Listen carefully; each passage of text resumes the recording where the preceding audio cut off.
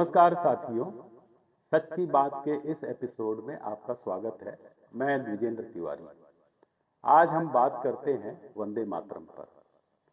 आपको ध्यान में है कि 2 दिन पहले 7 नवंबर को प्रधानमंत्री नरेंद्र मोदी ने वंदे मातरम के 150 साल पूरे होने पर कई कार्यक्रम किए और डाक टिकट वगैरह जारी किए। और उन्होंने यह आदेश भी जारी किया कि सभी स्कूलों में इसे गायन करने के लिए प्रेरित किया जाए और इसे अनिवार्य कर दिया जाए।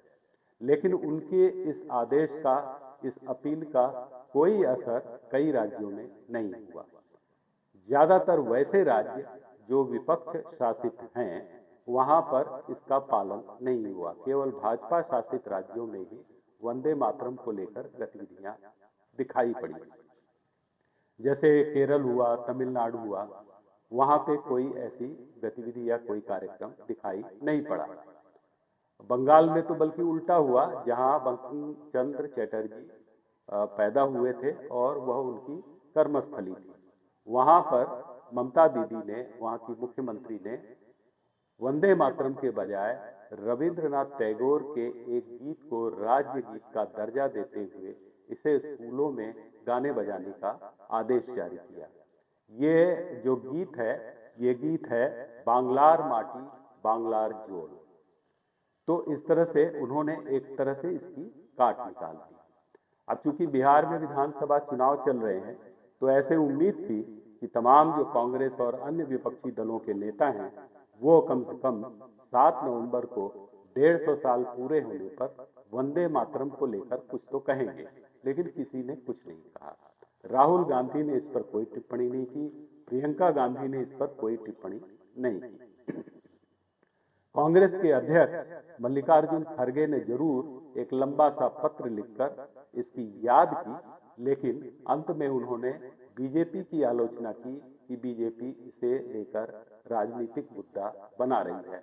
और ये थोड़ा सा सच इसलिए भी है कि 7 नवंबर के अपने कार्यक्रम में प्रधानमंत्री नरेंद्र मोदी ने यह आरोप लगाया था कि पंडित जवाहरलाल नेहरू ने इसके जो वंदे मातरम गीत है, इसके टोटल जो 6 जो पद हैं, यानी स्टैंजा हैं, उसमें से 4 पदों को न गाने का आदेश जारी करने की बात कही थी उस समय अपनी पार्टी के फोरम पे। और लोगों से अनुरोध किया था कि केवल 2 स्टैंजा ही लिए जाएं, 4 स्टैंजा न लिए जाएं। इस तरह से उन्होंने मोदी जी ने आरोप लगाया कि नेहरू जी की वजह से यह पूरा गीत नहीं गाया जाता है। तो बहरहाल ये तो राजनीतिक जो आज का माहौल है उसको लेकर के बात हुई है। तमाम मुस्लिम जो संगठन है वो बहुत विरोध में है। जम्मू कश्मीर में तो सीधे विरोध कर दिया गया कि हम इसे नहीं गाएंगे। तमाम जो मुस्लिम संगठन हैं, उन्होंने कहा कि यह इस्लाम के खिलाफ है, इसलिए वंदे मातरम वे नहीं गाएंगे। मुंबई के एक चर्चित विधायक अबू आसिम आजमी, जो मुंबई बम विस्फोट कांड के आरोपी रहे, बाद में वो निर्दोष छूट गए, वो विधायक हैं सपा के, और उन्होंने तो सीधे कह दिया, पहले भी वो कहते रहे हैं कि वंदे मातरम नहीं गाएंगे क्योंकि यह उनके धर्म के खिलाफ है। तो अब जो आगे बढ़ने से पहले हम पहले इसकी टाइमलाइन पर गौर करते हैं और देखते हैं कि वंदे मातरम के साथ कब कब क्या हुआ, और उसके बाद हम आनंद मठ की चर्चा करेंगे, जिस आनंद मठ में इस गीत को शामिल किया गया। तो सबसे पहले तो आपको बता दें कि 7 नवंबर 1875 में यह गीत चटर्जी जी ने लिखा था। तो उसे बंग दर्शन नामक पत्रिका ने प्रकाशित किया था। लेकिन जो उपन्यास है, जो उन्होंने लगभग 78 पेज का उपन्यास है आनंद मठ, उसमें उन्होंने 1882 में शामिल किया। उसके बाद से इस पर कोई बहुत ज्यादा चर्चा नहीं हुई, लेकिन बंगाल के जो साहित्यकार थे उन्हें इसके बारे में पता था। इसीलिए 1896 में जब कोलकाता में कांग्रेस का अधिवेशन हुआ, तो गुरुवर रविंद्रनाथ टैगोर ने इसे गाया और पहली बार लोगों को वंदे मातरम के बारे में ज्यादा पता चला। उसके बाद भी काफी वर्ष तक इसकी कोई चर्चा नहीं हुई। 1905 में जब बंगाल का विभाजन हुआ, तब एक बार फिर से यह गीत जो है लोकप्रिय होने लगा। और वहाँ के लोग इसे काफी गाते थे और इसे प्रेरणा मानकर इसको गुनगुनाते हुए आंदोलन करते थे। 1905 से 15 के बीच में यह जोर पकड़ता गया और अंग्रेजों के खिलाफ जो लड़ाई चली उसमें इसका काफी इस्तेमाल हुआ। इस्तेमाल इतना ज्यादा हुआ कि 1915 में महात्मा गांधी ने भी इसे काफी प्रेरणादायक पाया। उसके बाद 1937 में पिक्चर बदल गई, यानी इतने वर्षों से लगातार वंदे मातरम जिस तरह से लोकप्रिय हो चला था, लोगों के बीच गाया जाता था, 1937 में अचानक इसमें एक ट्विस्ट आ गया। ट्विस्ट ये आया कि पंडित जवाहरलाल नेहरू ने नेताजी सुभाष चंद्र बोस को एक पत्र लिखा और कहा कि इस गीत के बारे में उन्हें बताया गया है कि इसकी जो शुरू की जो 2 स्टैंजा हैं वो तो ठीक हैं, लेकिन बाकी के जो 4 स्टैंजा या पद वो शायद मुसलमानों को पसंद ना आए। और साफ साफ उन्होंने कहा कि मुस्लिमों को शायद ये पसंद ना आए, तो इन्हें अपने उसमें शामिल नहीं किया जाना चाहिए। और इसी बात का जिक्र जो है प्रधानमंत्री नरेंद्र मोदी ने 7 नवंबर के अपने भाषण में किया कि नेहरू जी की वजह से वंदे मातरम जो गीत है वो पूरा नहीं गाया जाता और केवल 2 ही पद गाए जाते हैं। तो नेहरू जी की बात मान ली गई और तब से केवल 2 स्टैंजा ही आपको ज्यादातर सुनाई पड़ते होंगे। उसके बाद ये वैसा ही लोकप्रिय बना रहा और 14 और 15 अगस्त 1947 की दरमियानी रात में सुचेता कृपलानी ने जब कॉन्स्टिट्यूएंट असेंबली की बैठक शुरू हुई तो सबसे पहले वंदे मातरम का गायन किया। उसके बाद 1950 में इसे मान्यता दी गई और इस तरह वंदे मातरम हमारे राष्ट्रीय जो कार्यक्रम है उनका एक हिस्सा बन गया। तो बहरहाल तो ये तो आपको मैंने ये सारी चीजें आपको हिस्ट्री बताई और ये बताया कि कैसे वंदे मातरम समय समय पर चर्चाओं और विवादों का हिस्सा बनता रहा। आपको अभी मैंने बताया कि ये जो गीत है ये आनंद मठ में 7 साल बाद यानी 1882 में शामिल किया गया और उसके बाद से उस पर ज्यादा चर्चा हुई।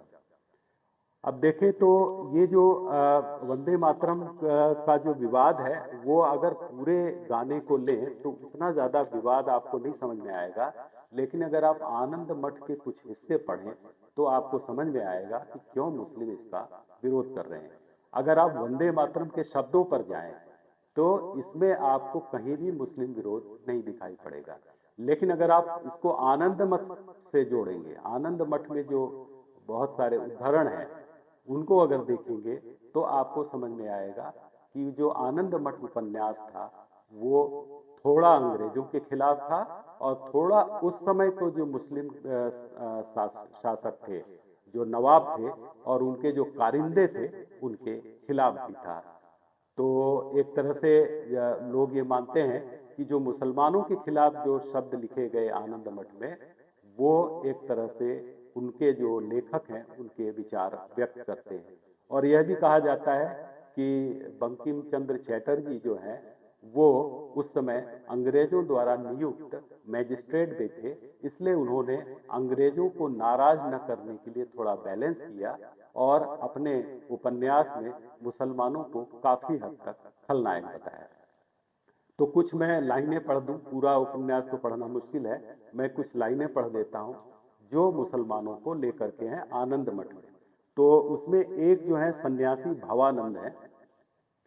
आपको बता दें कि जो आनंद मठ उपन्यास है वो सन्यासी विद्रोह को लेकर के लिखा गया है 100 साल पहले, यानी उन्होंने लिखा तो 1882 में है, लेकिन ये जो उपन्यास की कथा थी वो 100 साल पहले यानी 1770-75 के आसपास का जो वास्तविक घटनाक्रम था सन्यासी विद्रोह का, उसको आधार बनाकर लिखा गया था। सन्यासी विद्रोह तब हुआ था जब अंग्रेजों की जो कंपनी है ईस्ट इंडिया कंपनी वो भारत में अपने पैर जमा चुकी थी और नवाब के वसूलीकर्ता यानी लगान वसूलने वाले के रूप में उनको जो कहते हैं ना कि तमाम तरह के लाइसेंस दे दिए गए और नवाब घर अपने महल में अपने जो घर है उसमें बैठा रहता था और ईस्ट इंडिया कंपनी के लोगों को परेशान करते थे, उसी के खिलाफ सन्यासियों ने विद्रोह किया। तो ऐसा माना जा सकता है कि आनंद मठ का जो जो कथानक है वो एक तरफ तो ईस्ट इंडिया कंपनी यानी अंग्रेजों के खिलाफ भी था और मुसलमानों के खिलाफ भी था। लेकिन 100 साल बाद अगर उन्होंने लिखा तो उस समय तो कोई मुस्लिम शासन था ही नहीं, उस समय तो पूरी तरह से अंग्रेजों का शासन था।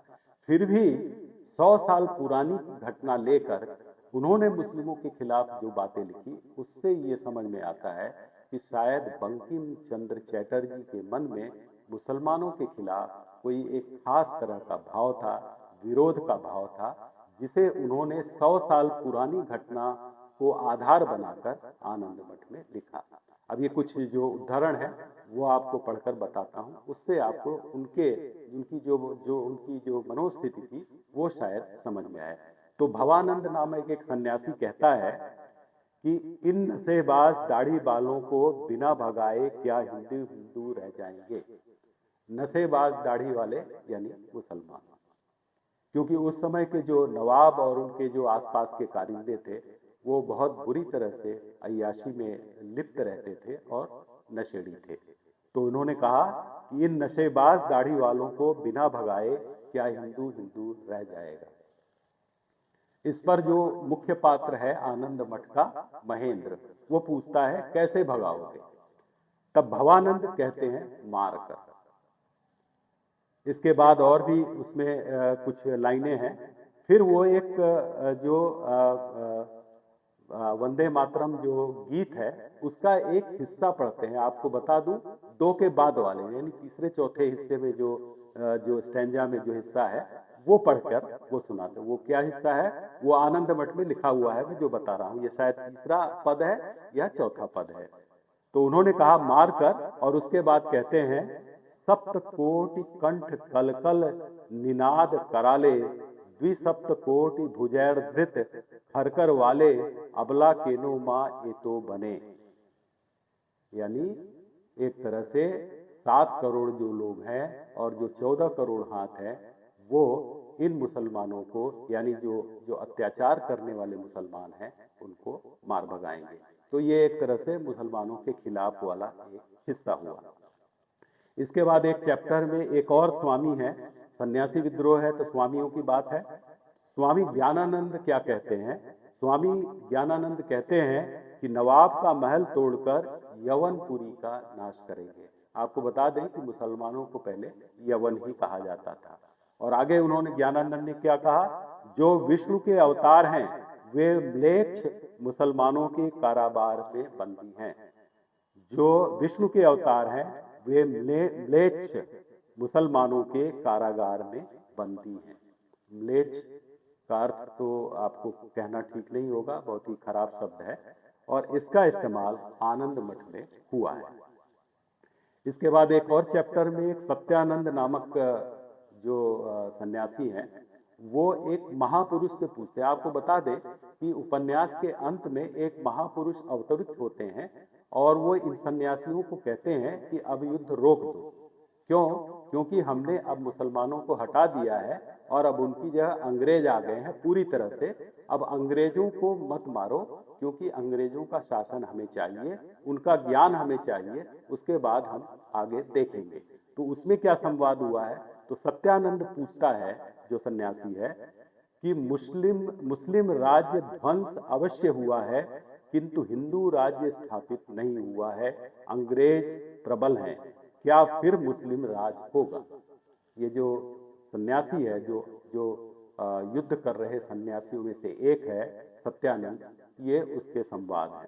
उसके बाद महापुरुष कहते हैं, जिनकी वजह से युद्ध रुका और उपन्यास वहीं पर समाप्त हो गया, उनका कहना था महापुरुष का कि अब अंग्रेज राज्य होगा। अंग्रेज हमारे मित्र हैं, अंग्रेजों के बिना राजा हुए सनातन धर्म का उद्धार नहीं होगा। तो आपने देखा किस तरह से ट्विस्ट हुआ है उपन्यास में, और सारी चीजों को लेकर क्यों मुस्लिम वर्ग नाराज है। कुछ वर्ष पहले जो एक्टिविस्ट हैं तीस्ता सेतलवाड़ और उनके हस्बैंड जावेद आनंद, इन्होंने अपनी जो पत्रिका है, जो वेब पत्रिका है सबरंग में, यह लिखा भी था कि कैसे यह आनंद मठ उपन्यास जो है वो मुस्लिम विरोधी है।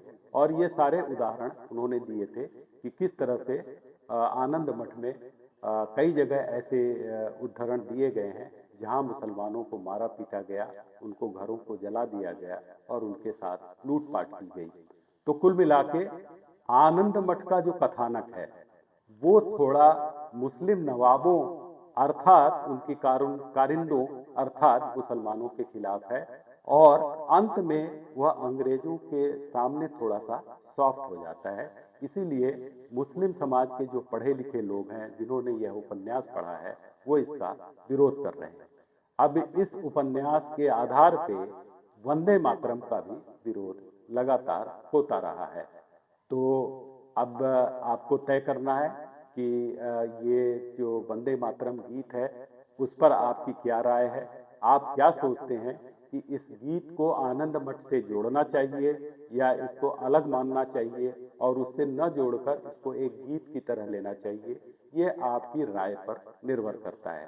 साथियों, आज के लिए बस इतना ही, और फिर नई जानकारी के साथ मैं आपके सामने फिर उपस्थित होऊंगा। मेरे इस चैनल को आप लाइक करें, मैंने जो कहा उस पर कमेंट जरूर करें और मेरे इस चैनल को सब्सक्राइब जरूर करें। बहुत बहुत धन्यवाद।